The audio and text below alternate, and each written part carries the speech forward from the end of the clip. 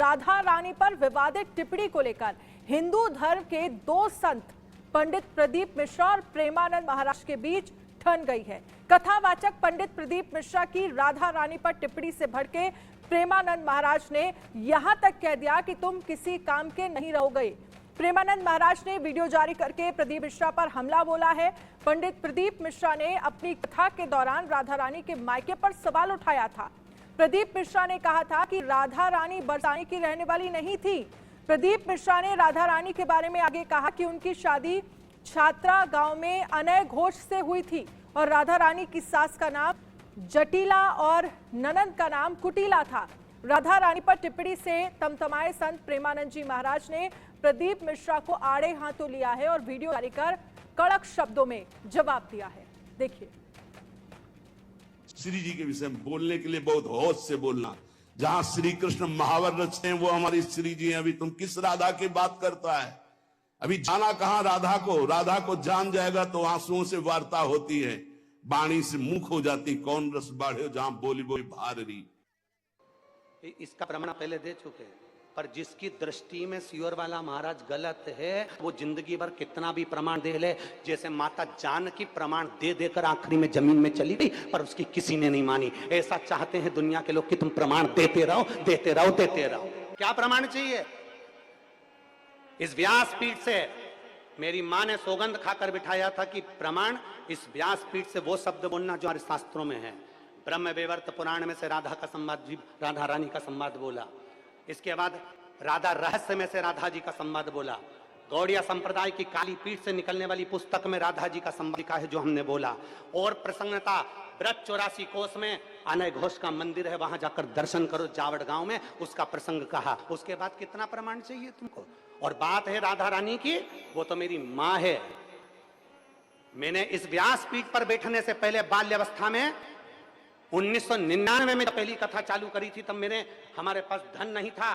दूसरे की दुकान पर काम कर पैसा जो 10 रुपए साइकिल से लिफाफे देने का जो पैसा मिलता था 10 रुपया, उससे हम जाकर पैसा लेकर उस पैसे को लेकर राधा रानी की परिक्रमा करने जाते थे। 51 परिक्रमा मेरी राधा रानी बरसाने की करी है। मेरे चरणों का दास बन जा, यहाँ बैठकर मेरे दरवाजे की चाकरी करना, झाड़ू लगाना तो झाड़ू लगाने के लिए तैयार हूँ। व्यासपीठ छोड़कर मेरी राधा रानी के चरणों में बैठ जाऊंगा। और माफी की बात करते हो, इस राधा रानी के चरणों में तो मेरी पूरी जिंदगी, मेरा खानदान और मेरा कुटुंब पड़ा है। भगवान कृष्ण के समय पर धेनु में, गायों में धेनु का सुर घुस गया था और धेनु का सुर घुस गया, पूरी गायों को परेशान कर उनको भ्रमित कर तब भगवान कृष्ण पहचान गए थे कि धेनु का सुर है। कई ऐसे इन ब्रजवासियों को भ्रमित कर रहे हैं क्योंकि ब्रजवासी बड़ा भोला होता है, बड़ा सहज होता है। हमने हमारी जिंदगी की जितनी परिक्रमा करी गोवर्धन नाथ जी की, उस परिक्रमा में 1 रुपया भी हमने कभी ब्रज के अंदर पैसा खर्च कर नहीं। हमने नियम लिया था कि ब्रज में जितनी परिक्रमा करेंगे ब्रजवासी से मांग कर करेंगे।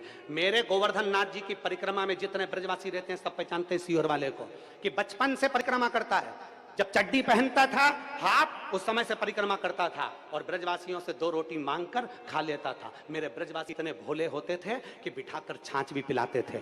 आज उन ब्रजवासियों में कुछ लोग ऐसे घुस गए हैं जो इस शिवपुराण का विरोध करना चाहते हैं, इस व्यासपीठ का विरोध करना चाहते हैं, प्रदीप मिश्रा का विरोध करना चाहते हैं। वो लोग राधा रानी की आड़ में बदनाम करना चाहते हैं और ब्रजवासी इतना भोला है कि वो समझ नहीं पा रहा। आप कहो जिस दिन राधा रानी के चरणों में आकर दंडवत कर लूं, आप बोलो जितने दिन तक राधा रानी के चरणों में पड़ा रहूं, मेरी मां है वो, उससे मेरा बैर नहीं है। जो कुछ बोलूंगा प्रमाण से बोलूंगा, बिना प्रमाण के कुछ नहीं बोलूंगा। और जिस महाराज को प्रमाण चाहिए, कुबरेश्वर धाम खुला पड़ा है, आ जाओ और प्रमाण लेकर जाओ। श्री जी के विषय में बोलने के लिए बहुत होश से बोलना। जहां श्री कृष्ण महावर रचते हैं वो हमारी श्री जी हैं। अभी तुम किस राधा की बात करता है? अभी जाना कहां राधा को जान जाएगा तो आंसुओं से वार्ता होती है, बाणी से मुख हो जाती, कौन रस बाढ़े जहां बोली बोली भारी। और इस पर हमारे साथ चर्चा करने के लिए आचार्य चंद्रांशु महाराज जुड़ गए हैं। आचार्य चंद्रांशु महाराज, प्रदीप मिश्रा और प्रेमानंद महाराज जी के बीच जो राधा रानी के मायके को लेकर जो हमने टिप्पणी, दोनों को ही आपको हमने सुनाया, आपने सुना होगा, जो टिप्पणी हुई है और जिस तरह की बयानबाजी हुई है उसे आप कैसे देखते हैं? क्योंकि विवाद हो गया है। एक तरफ प्रदीप मिश्रा ये कह रहे हैं कि बरसाना जो है वो राधा रानी का मायका ही नहीं है और वहीं दूसरी तरफ प्रेमानंद जी महाराज ये कह रहे हैं कि अगर आप राधा रानी को जान जाओगे तो फिर मुख नहीं खुलेगा।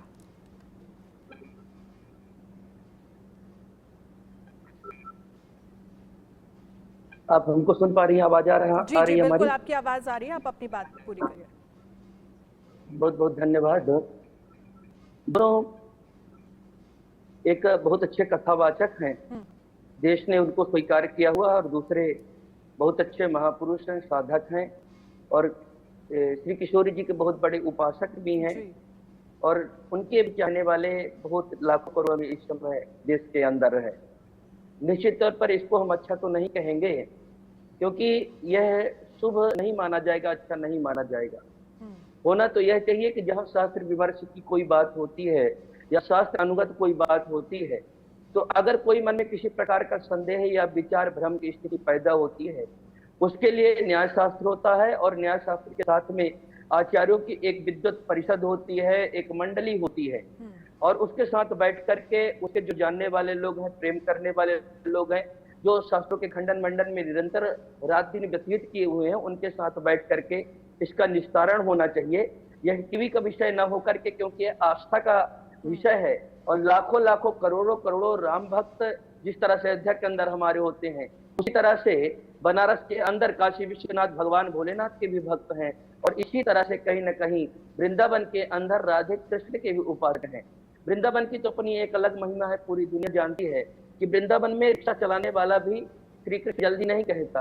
रिक्शा चलाते समय उसको साइड चाहिए होती है, तो वह साइड लेने के लिए जोर से राधे राधे ही चिल्लाता है। मैंने अभी सुना आपके चैनल के माध्यम से जो टिप्पणी प्रदीप मिश्रा जी की आई है, और मैंने पूज्य प्रेमानंद जी महाराज को भी सुना है। दोनों अपने आस्था और दोनों प्रमाण भाव से आपस में बात कर रहे हैं, पर जिस तरह से दोनों की मान्यताएं हैं, दोनों को मानने वाले देश भर में, देश विदेश में लोग हैं, और आपस में इस तरह से अगर कोई बात होती है, तो निश्चित तौर पर जो सनातन धर्म को मानने वाले लोग हैं, इन आचार परंपरा को मानने वाले लोग हैं, निष्ठा है जिनकी राधा रानी के प्रति या अन्य किसी महापुरुष के प्रति, वह न कहीं अलग अलग छिन्न भिन्न होती दिखाई पड़ती है। तो यह बहुत उचित नहीं है, बहुत अच्छा नहीं है।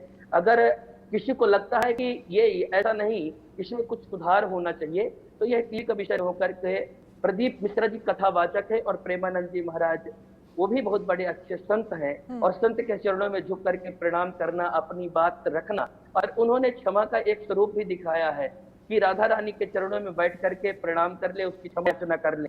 हमको लगता है प्रदीप मिश्रा जी को अभी आप भी सुन रही थी, हम भी सुन रहे थे, राधा रानी से उनको भी मां समझते हैं, आराध्य मानते हैं, उनकी अपनी आराधना पूजा मानते हैं, तो उनको चाहिए कि एक बार जाकर के अगर किसी संत के मन में उनकी बात से ठेस पहुंचे तो क्षमा मांग लेना चाहिए। चंद्रांशु जी महाराज, बहुत शुक्रिया हमारे साथ जुड़ने के लिए, अपनी बात तो हमारे साथ रखने के लिए।